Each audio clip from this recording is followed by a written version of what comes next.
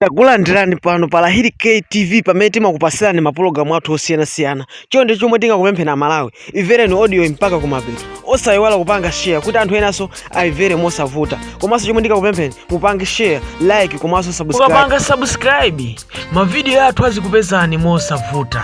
Ndo azipani kuti tiyeni tilole zofuna za anthu mene anthu asankhira kuti ndi zimene zititsogolere, ndi zimene tizivomereze ngati Malawi, chifukwa chisankho ndi chimene chimatitsogolera kuti tipeze azitsogoleri athu. Motero tikunenetsa ndithu kuti zimene Amalawi akufuna zionekera pa zotsatira za chisankho chimene timapanga za mairo pa 16 September.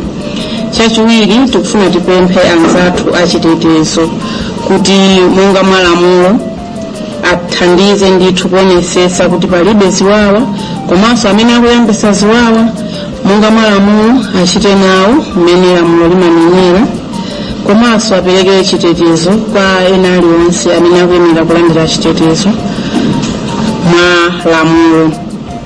Chomaliza tikupemphaso kuti tiyeni tikhale anthu osunga bata ndi mtendere, pozindikira kuti chisankho ndi mbali imodzi imene imathandiza imene timadusamo pofuna kuperekanso mphamvu zina kwa azitsogoleri athu oti atitsogolere.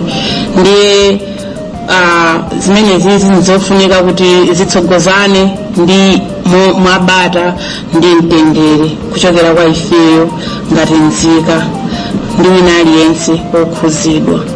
Zikoma kwambiri. Paka nali pano Asilikali apita kale kunyumba kwa Peter Muthalika akumulondera. Chimodzimodzi nthawi yache akwera mmene amawina. Asilikali anapita kwa kulondera kukagadira achakwera kunyumba kwawo ameke asadalengeze. Zotsatira zake zili chonchi. Osati atidikire ameki, azidikire amekiwo okha. Achakwera 20 na 20 ija atawina ndi tonse alliance. Asilikali anapita kukagadira kunyumba kwawo ameke asanalengeze. Kungoona malizatsi okha amene akubwerera adaona kuti uyu wadutsa kale. Mchimodzimodzi pano Peter Muthalika wadutsa. Asilikali apita kale kunyumba amene achauza ndi ameke kuti akamugadire Muthalika uja ngati aona kale malizatsi liyaya uyu likamugadire chifukwa atodza mupha tuli ngati poteso.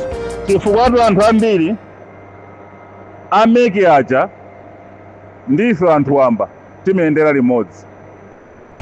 Amalawi amayendera zimene akuziona osati sadikiranso ameke. Chisankho chimatha kusokonezedwa pa nthawi imene akuwerenga nkuona kuti wina akutsogola otsutsa mosonyeza kuti uyu kumudutsa pavuta.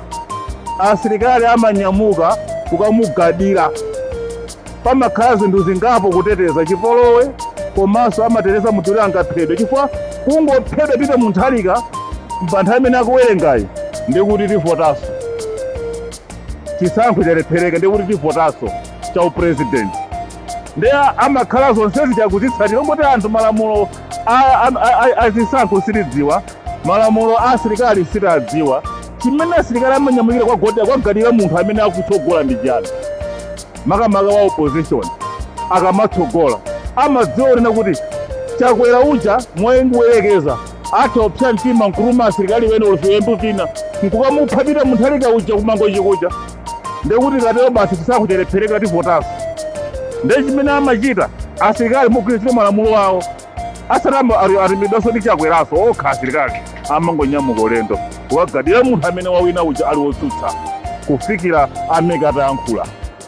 Ndiyena atadikira ati official results, official announcement zolengeza ameke konga zimasemphana ngati zimene akuti ani official sizisemphananso kuti zimene za official announcement zimafanana, koma ife ndife ameke ngati zimene zabwera paja zonse awerengetsedwa malizatsi akupereka ndi ameke omwewo. Koma Mtalimanja ngati jaji ndi amene alengeze kuti mavuto imowerenga aja ndi awa nanga zikasemphaneso zimene tikuziona ngati ayika Peter Muthalika wadutsa sanjerizika yapo, koma fact yonena kuti Peter Muthalika wawina chisankhochi. osagwase ulesi kulimba mtima ndithu wawina wadutsa